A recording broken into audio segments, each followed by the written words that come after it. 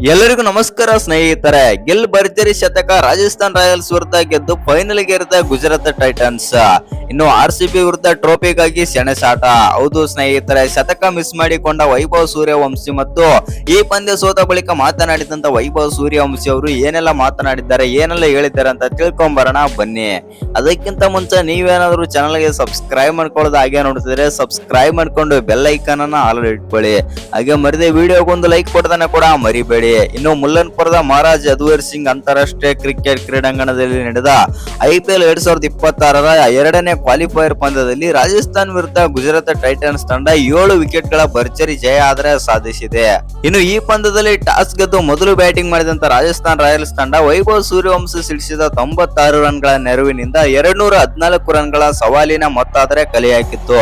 215 run ಗುರಿಯನ್ನು ಗುಜರಾತ್ ತಂಡದ ನಾಯಕ ಸುಬ್ಮನ್ ಗಿಲ್ ಸಿಡಿಸಿದ ಶತಕದ ನೆರವಿನಿಂದ ಇನ್ನು 8 ಬಾಲ್ಗಳು ಇರುವಂತೆಯೇ ಲೀಲಾಜಾಲವಾಗಿ ಚೇಸ್ ಆದ್ರೆ ಮಾಡಿತ್ತು ಗುಜರಾತ್ ತಂಡ. ಹೌದು ಸ್ನೇಹಿತರೆ, ಇನ್ನು ಈ ಗೆಲುವಿನ ಮೂಲಕ 2 ಆವೃತ್ತಿಗಳ ಬಳಿಕ ಫೈನಲ್ ಆದ್ರೆ ಪ್ರವೇಶ ಮಾಡಿದೆ ಗುಜರಾತ್. ಇದು ಗುಜರಾತ್ ಟೈಟನ್ಸ್ ತಂಡದ 3ನೇ ಫೈನಲ್ ಆಗಿದ್ದು, ಗಿಲ್ ಪಡೆ ಭಾನುವಾರ ಅಹಮದಾಬಾದ್ನ ನರೇಂದ್ರ ಮೋದಿ ಮೈದಾನದಲ್ಲಿ RCB ವಿರುದ್ಧ ಫೈನಲ್ ಅಲ್ಲಿ ತಮ್ಮ 2ನೇ ಟ್ರೋಫಿಗಾಗಿ ಪೈಪೋಟಿ ಆದ್ರೆ ನಡೆಸಲಿದೆ.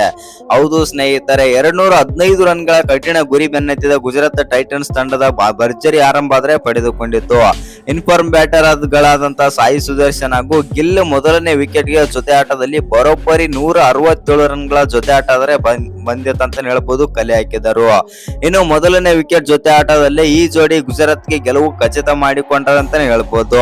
ಇನ್ನು ಸುಲಭ ಗೆಲುವಿನತ್ತ ಮುನ್ನಗ್ಗುತ್ತಿದ್ದಂತ ಗುಜರಾತ್ ಟೈಟನ್ಸ್ ತಂಡ ಆರಂಭಿಕರನ್ನ 15 ರನ್ಗಳ ಅಂತರದಲ್ಲಿ ಆದರೆ ಕಳೆದುಕೊಂಡಿತ್ತು. ಹೌದು ಸ್ನೇಹಿತರೆ, 32 ಬಾಲ್ಗಳಲ್ಲಿ 8 4 1 ಸಿಕ್ಸರ್ಗಳ ಸಹಿತ 58 ರನ್ ಗಳಿಸಿದ್ದಂತ ಸಾಯಿ ಸುದರ್ಶನ್ ಅವರು ಕೂಡ ಇಂದು ಕೂಡ ಕೈಯಿಂದ ಬ್ಯಾಟ್ ಜಾರಿ ಹಿಟ್ ವಿಕೆಟ್ ಆಗಿ ಔಟ್ ಆದರ ಅಂತಾನೆ ಹೇಳ್ಬೋದು. ಆದರೆ ಗಿಲ್ ಮಾತ್ರ ಈ ಪಂದ್ಯವನ್ನು ನಾನು ಗೆಲ್ಲಿಸಿ ಕೊಡ್ತೇನೆ ಅಂತಂದು ಪಂದ್ಯವನ್ನಾದ್ರೆ ಗೆಲ್ಲಿಸಿ ಕೊಟ್ಟರು. ಇನ್ನು ಈ ಪಂದ್ಯದಲ್ಲಿ ಗುಜರಾತ್ ತಂಡ ರಾಜಸ್ಥಾನ್ ರಾಯಲ್ಸ್ ವಿರುದ್ಧ ಆದ್ರೆ ಗೆದ್ದಿದೆ ಅಂತಾನೆ ಹೇಳ್ಬೋದು ಮತ್ತು ಗುಜರಾತ್ ವಿರುದ್ಧ ರಾಜಸ್ಥಾನ್ ರಾಯಲ್ಸ್ ತಂಡ ಹೀನಾಯವಾಗಿ ಆದ್ರೆ ಸೋತಿದೆ. ಹೌದು ಸ್ನೇಹಿತರೆ, ಎಸ್ಪೆಷಲಿ ನಾವು ಏನ್ ಮಾತಾಡ್ಬೇಕಂತಂದ್ರೆ ಮೊದಲು ಬ್ಯಾಟಿಂಗ್ ಮಾಡಿದಂತ ರಾಜಸ್ಥಾನ್ ರಾಯಲ್ಸ್ ತಂಡದ ಪರ ವೈಭವ್ ಸೂರ್ಯವಂಶಿ 96 ರನ್ಗಳಾದ್ರೆ ಹೊಡೆಯುತ್ತಾರೆ. ಹೌದು ಸ್ನೇಹಿತರೆ, ಮತ್ತೊಮ್ಮೆ ಸೆಂಚುರಿ ಕೂಡ ಮಿಸ್ ಮಾಡಿಕೊಳ್ತಾರೆ ವೈಭವ್ ಸೂರ್ಯವಂಶಿ. ಹೌದು ಸ್ನೇಹಿತರೆ, ವೈಭವ್ ಸೂರ್ಯವಂಶಿ ಅವರು ಈ ಪಂದ್ಯದಲ್ಲಿ ಅದ್ಭುತವಾಗಿ ಬ್ಯಾಟಿಂಗ್ ಆದ್ರೆ ಮಾಡ್ತಾ ಇದ್ರು ಅಂತಾನೆ ಹೇಳ್ಬೋದು. ಆದ್ರೆ ಸೆಂಚುರಿ ಆದ್ರೆ ಸಿಗೋದಿಲ್ಲ ಮತ್ತೊಮ್ಮೆ. ಹೌದು ಸ್ನೇಹಿತರೆ, ಇನ್ನು ಈ ಪಂದ್ಯ ಸೋತ ಬಳಿಕ ಮಾತನಾಡಿದಂತ ವೈಭವ್ ಸೂರ್ಯವಂಶಿ ಅವರು ಏನೆಲ್ಲ ಮಾತನಾಡಿದ್ದಾರೆ, ಏನೆಲ್ಲ ಹೇಳಿದ್ದಾರೆ ಅಂತಂದ್ರೆ ಈ ರೀತಿ ಆದ್ರೆ ಹೇಳಿದ್ದಾರೆ.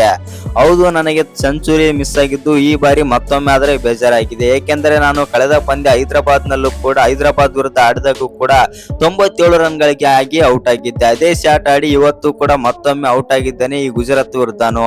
ಇದು 96 ರನ್ಗಳಿಗೆ ನನಗೆ ಸ್ವಲ್ಪ ಯಾಕೋ ಬೇಜಾರಾಗ್ತಾ ಇದೆ ಮತ್ತು ನನಗೆ ಸೆಂಚುರಿ ಮಾಡಲು ಲಕ್ ಇಲ್ಲ ಅಂತ ಅನ್ಸುತ್ತೆ ಮತ್ತು ಆ ದೇವರಿಗೂ ಕೂಡ ಇಷ್ಟ ಇಲ್ಲ ಅಂತ ಅನ್ಸುತ್ತೆ ಅಂತಂದು ಬೇಜಾರಿಂದ ಮಾತಾಡ್ತಾರೆ ಅಂತಾನೆ ಹೇಳ್ಬೋದು ವೈಭವ್ ಸೂರ್ಯವಂಶಿ ಅವರು. ಹೌದು ಸ್ನೇಹಿತರೆ, ಇಲ್ಲಿಗೆ ನನ್ನ ಸೀಸನ್ ಆದ್ರೆ ಮುಕ್ತಾಯವಾಗಿದೆ ಮತ್ತು ನಾನು ಈ ಸೀಸನ್ ಅಲ್ಲಿ ಅದ್ಭುತವಾಗಿ ಆದ್ರೆ ಆಡಿದ್ದೇನೆ ಎಂದು ವೈಭವ್ ಸೂರ್ಯವಂಶಿ ಅವರಾದ್ರೆ ಸ್ವಲ್ಪ ಬೇಸರದಿಂದ ಆದ್ರೆ ಮಾತಾಡ್ತಾರೆ.